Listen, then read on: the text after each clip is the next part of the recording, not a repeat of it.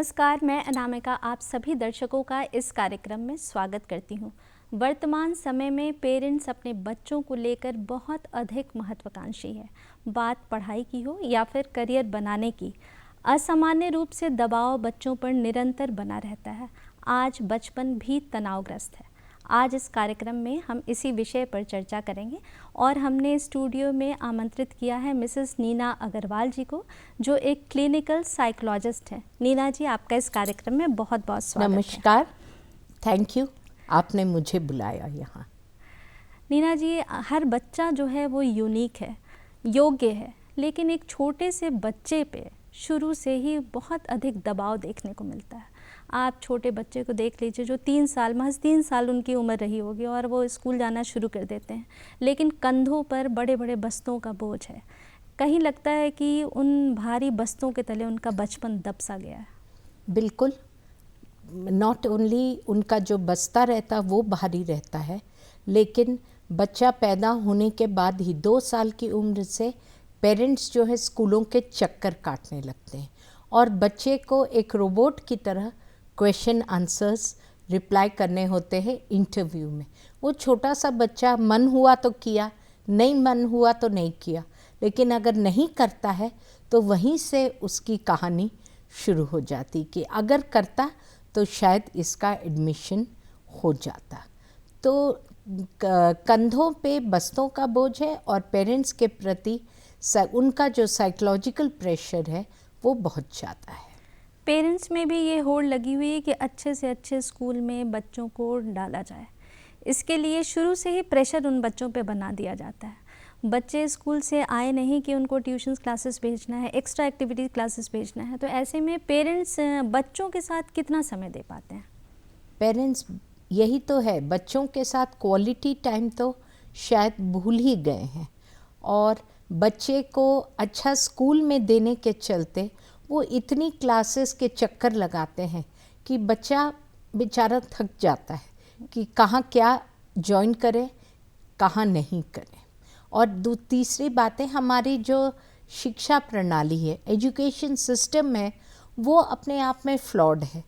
तो अगर हर जो एडमिशन प्रोसीजर है वो सिलेक्शन का प्रोसीजर नहीं है, वो एक एलिमिनेशन का प्रोसीजर है कि आपके बच्चे को कैसे छांटा जाए ताकि हम रिक्वायर्ड नंबर ऑफ कैंडिडेट्स को ले सकें। तो बच्चों की योग्यता बस एक महज रिपोर्ट कार्ड बन के रह गई है। तो बच्चा क्या सिर्फ एक रिपोर्ट कार्ड है? बिल्कुल नहीं। सबसे पहले तो मैं ये कहना चाहूँगी, जब बच्चे का रिपोर्ट कार्ड गड़बड़ाता है तो हमको ये नहीं देखना है कि उसको 59 क्यों आया है, हमको ये देखना है कि 59 आने के पीछे क्या कारण है। तो पहले उसको खोदना होगा। कई बार हम देखते हैं, मेरे क्लिनिक में बच्चे आते हैं, इमोशनली वो बहुत ज़्यादा ट्रॉमेटाइज्ड होते हैं, या फिर वो हर बच्चा एक जैसा नहीं होता है। हर क्लास में कुछ बच्चे होंगे जो 99 लाएंगे और कुछ बच्चे ऐसे होंगे जो 50% अचीव करेंगे। तो बच्चों के अंदर जो इंटेलिजेंस या आईक्यू जो रहता है वो अलग अलग रहता है। बच्चों के अंदर जो भी आपने कहा कि आईक्यू या इंटेलिजेंस अलग है, तो ऐसे में पेरेंट्स को क्या चाहिए कि पेरेंट्स को वो सिखाएं कि तुम अपना 100% दो या फिर 100 मार्क्स उनको आना सिखाना है? पेरेंट्स को बच्चों को ये सिखाना है कि तुम अपना बेस्ट करो और कोशिश करना बहुत इम्पॉर्टेंट है, और बच्चे को सही तरीके से मोटिवेट करें, लेकिन बच्चे को डरा के नहीं रखे कि या प्रलोभन नहीं दें कि इस बार तुम 90% लाओगे तो तुमको ये गिफ्ट देंगे, ये ट्रिप करेंगे। उनको मोटिवेट करना ज़रूरी है, लेकिन सिर्फ लालच नहीं देना है और न ही उनके ऊपर दबाव बनाना है। क्या पेरेंट्स को रोल मॉडल नहीं बनना चाहिए अपने बच्चों के लिए? पेरेंट्स कहीं तो टीवी देख रहे हैं, अपना टाइम मोबाइल में दे रहे हैं और बच्चे जो हैं उनको पढ़ाई में लगा के रखा है, तो ये किस हद तक सही है? देखिए, आजकल जो घरों में आप जाइएगा तो आप देखेंगे माँ बाप सब अपना अपना ये लेकर के मोबाइल लेके उसको स्कैन कर रहे हैं।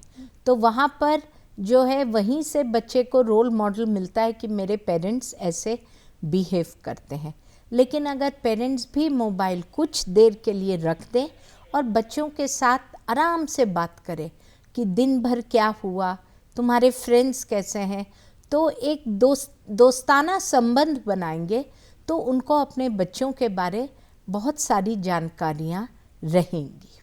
कई बार हमने देखा है कि सोशल डिफरेंसेस के कारण भी बच्चा बहुत प्रभावित होता है। बिल्कुल, बच्चे का मन तो कोमल होता है और वो देखेगा कोई और बच्चा है जो बहुत कुछ ऐसी चीज़ें ला रहा है जो वो अफोर्ड नहीं कर सकता है, तो उस केस में पेरेंट्स को समझाना है कि हमारा ये लेवल है, हम तुमको इतनी पॉकेट मनी दे सकते हैं और बच्चे की हर डिमांड को भी पूरा नहीं करना है।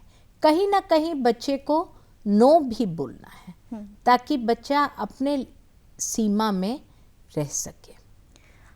एक पीयर प्रेशर जो है वो बच्चे पे बहुत छोटी उम्र से ही बनता आता है, तो ये क्यों, ऐसा क्यों है, पीयर प्रेशर क्यों हो रहा है बच्चों? एक्चुअली हर बच्चा चाहता है कि क्लास में हम और बच्चों के सामने एक्सेप्टेड रहे और मेरा एक ग्रुप हो, और ये खासकर तब होता है जब हाई स्कूल में बच्चे पहुंचते हैं, तो उस समय गैंगिंग, पीयर गैंग्स ये बहुत इम्पॉर्टेंट रोल प्ले करते हैं। और अगर बच्चा बाहर है या किसी गैंग में नहीं है तो बहुत निग्लेक्टेड या आउट ऑफ प्लेस महसूस करता है। पेरेंट्स की अपेक्षाएं इतनी ज़्यादा बढ़ गई हैं बच्चों पर कि अगर वो थोड़ा भी मार्क्स कम हो या कहीं वो सफल नहीं हो पाया तो पेरेंट्स का दबाव कहिए या इतनी नकारात्मकता से उनको देखते हैं कि बच्चों का जो कोमल मन है कहीं ना कहीं बहुत प्रभावित होता है। बिल्कुल, और एक इंसिडेंट मैं कहना चाहूँगी। रिपोर्ट कार्ड के समय एक बच्चे का रिपोर्ट कार्ड बहुत अच्छा नहीं था, तो सबके सामने उसके पेरेंट्स उसको थप्पड़ मार रहे थे। अब आप ये सोचिए कि बच्चे को कितना ह्यूमिलिएटिंग लगा होगा और बच्चे के ऊपर क्या बीती होगी। या तो वो ढीठ बन जाएगा कि कोई बात नहीं है, पेरेंट्स को तो मारना ही मारना है, या फिर वो बहुत ज़्यादा संकुचित और बहुत ज़्यादा डरपोक रहेगा। तो अगर बच्चे के साथ कुछ भी मार्क्स हो, कुछ हो, आप ले करके आइए और बाद में उसको समझाइए। और जैसे कि मैंने कहा कि मार्क्स क्यों बुरे आए हैं, इसका हमको कारण ढूंढना है। ये एग्ज़ामिनेशन प्रेशर जो एग्ज़ाम के वक्त जो बनता है, तो ऐसा नहीं कि पेरेंट्स शुरू से ही सालों भर जो है उसको बच्चे को लेकर बैठें, उनकी पढ़ाई को देखें, थोड़ा थोड़ा वक्त डेली दें तो शायद ये प्रेशर बिल्कुल कम रहेगा। अकाउंटेबिलिटी जो हम कहते हैं वो बहुत इम्पॉर्टेंट है पेरेंटिंग में।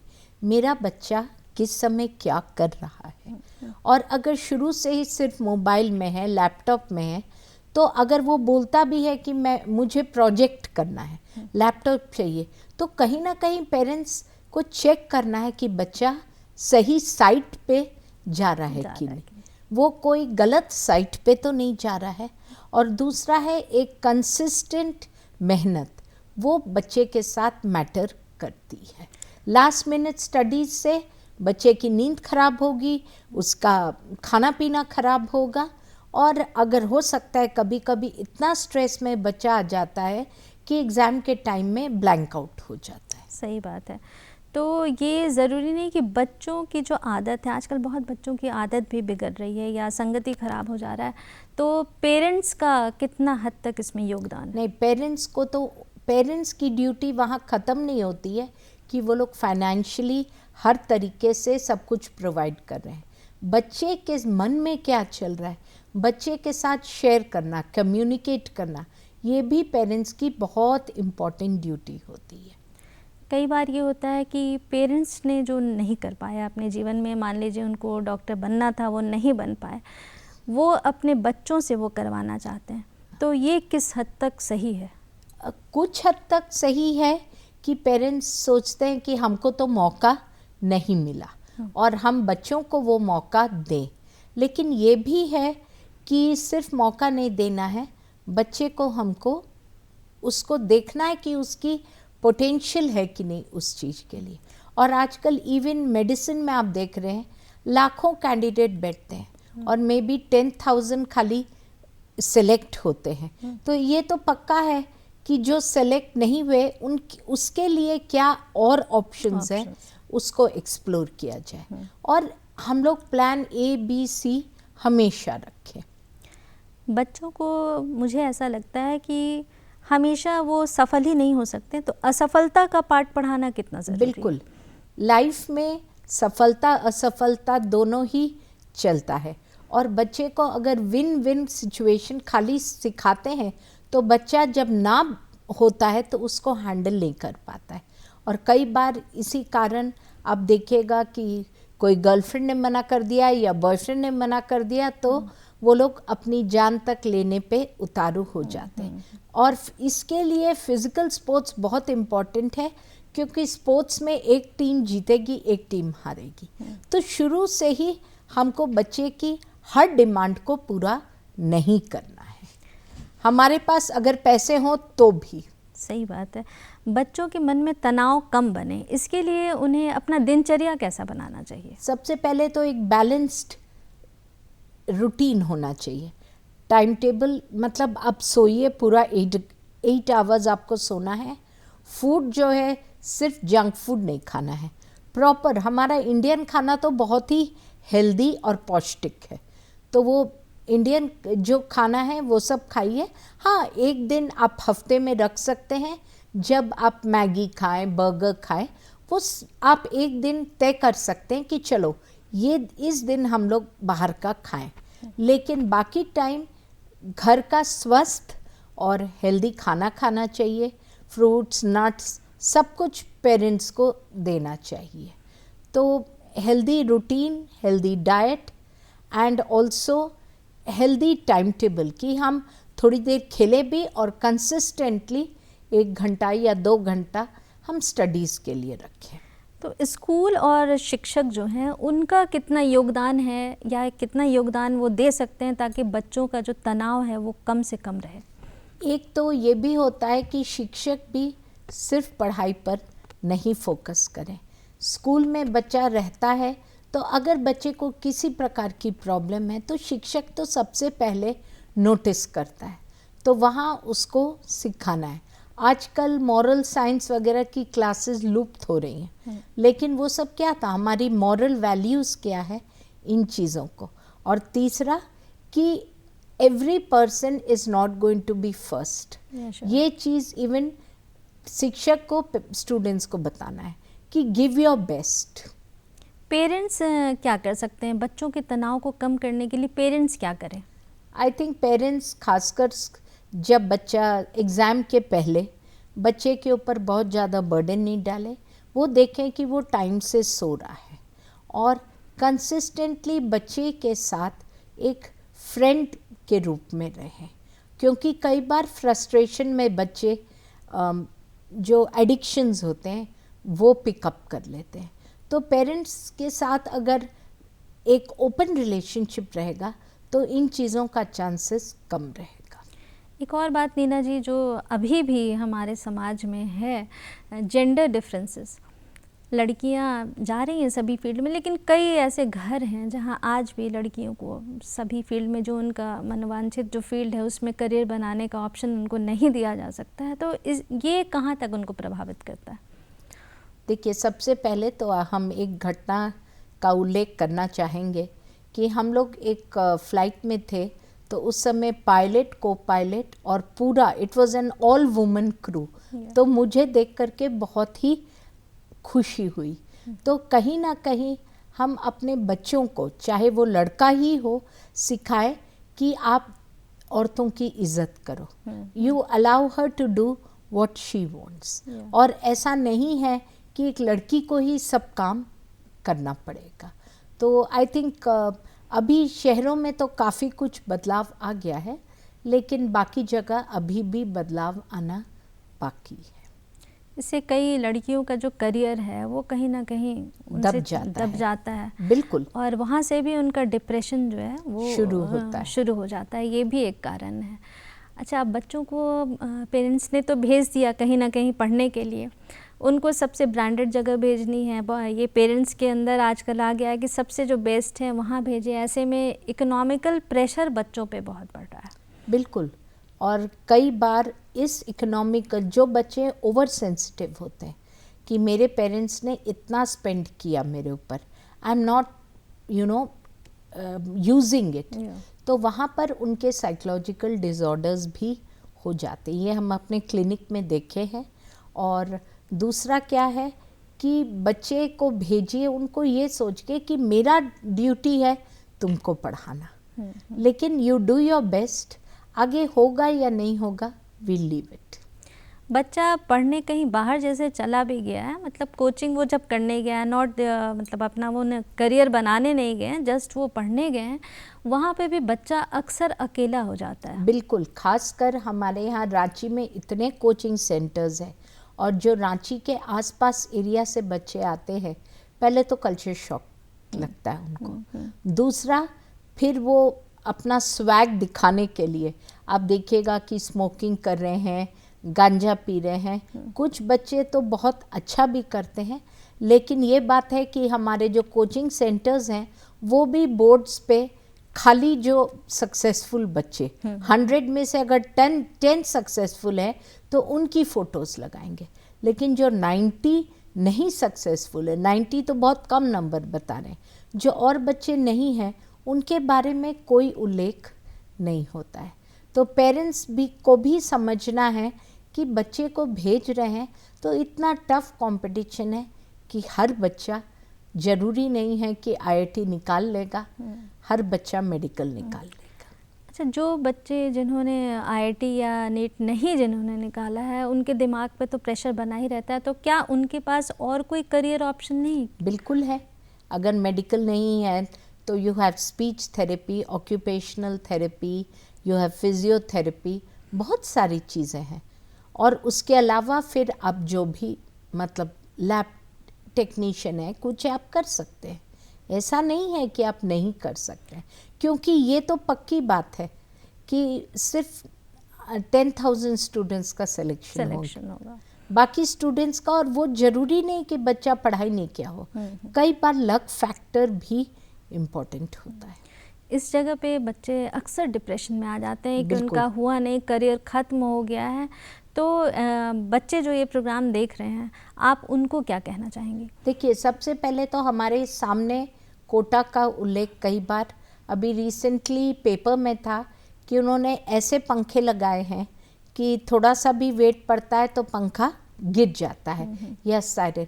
तो मेरा ये कहना है हमारा education system needs a change, और हम लोगों को और करियर्स के बारे भी बच्चे को अवेयर करना है।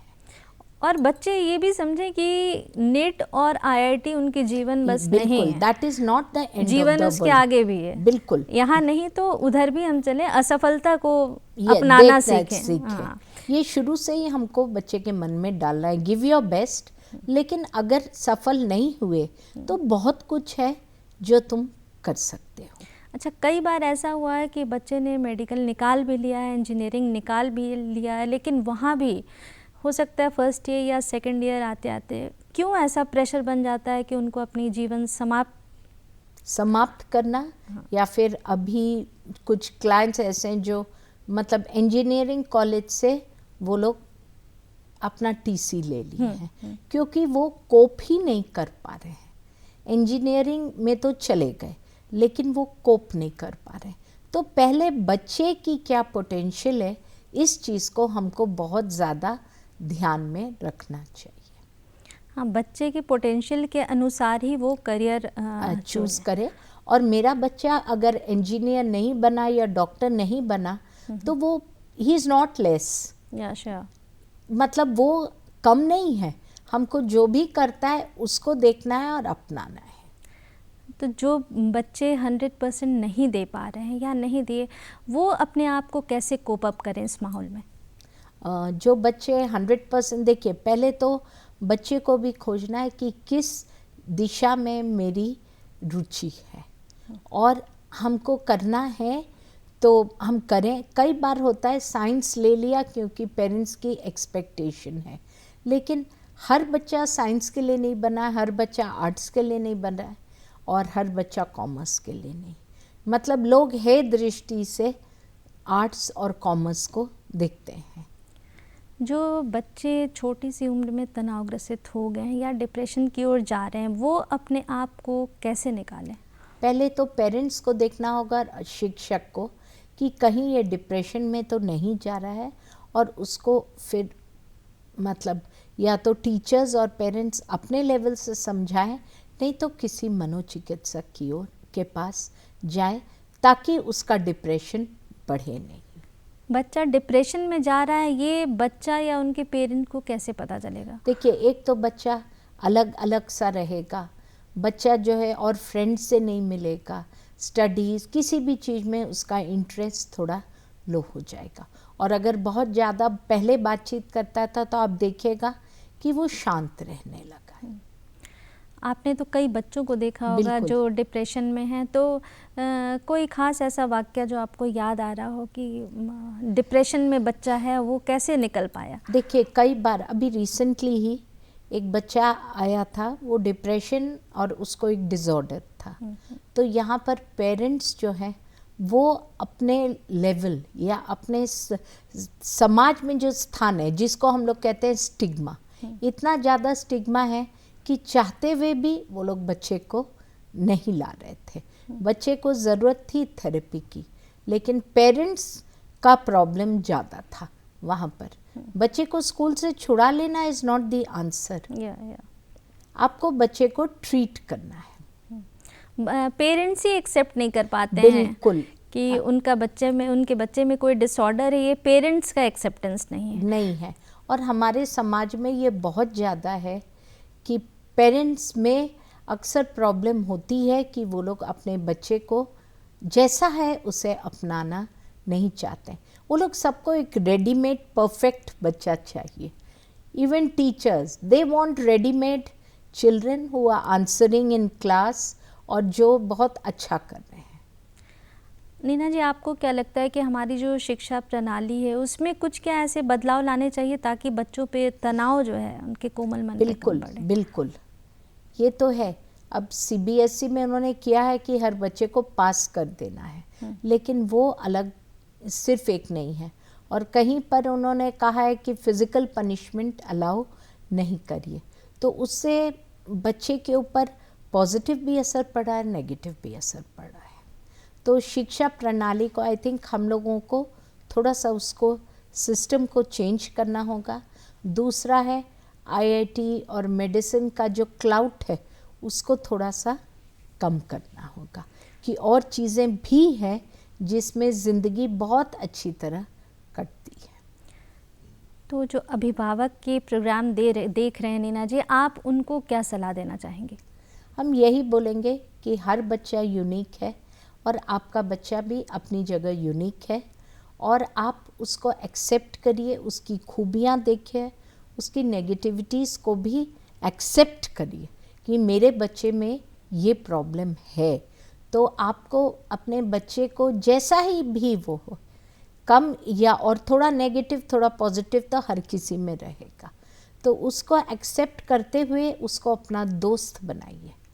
बच्चे बहुत बेस्ट फ्रेंड्स हो सकते हैं पेरेंट्स के, उसको दोस्त बनाइए और फिर उसको अलाउ करिए जिस चीज़ में उसकी रुचि हो।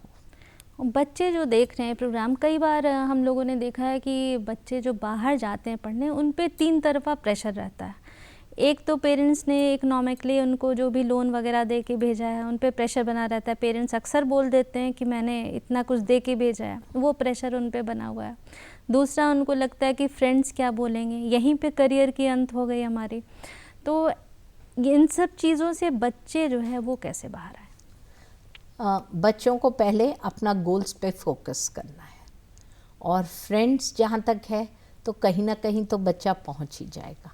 हाँ, पेरेंट्स को खाली उसको मोटिवेट करना है और ये दबाव नहीं डालना है कि हम इतना पैसा खर्च किए हैं तो तुम उसको सूद समेत हमको लौटा। नीना जी, आप हमारे कार्यक्रम में आई, इतनी अहम जानकारी, इतनी अहम सलाह अपने बच्चों को दिया, अभिभावकों को दिया, आपका बहुत बहुत धन्यवाद। Thank you. बच्चे अनमोल हैं, आप अपने बच्चों का ख्याल रखिए, उन्हें समय दीजिए और उनके पंख को उड़ान दीजिए, उनकी रुचि को पहचानिए और उन्हें अपना करियर चुनने की आज़ादी दीजिए। आज के लिए बस इतना ही। नमस्कार।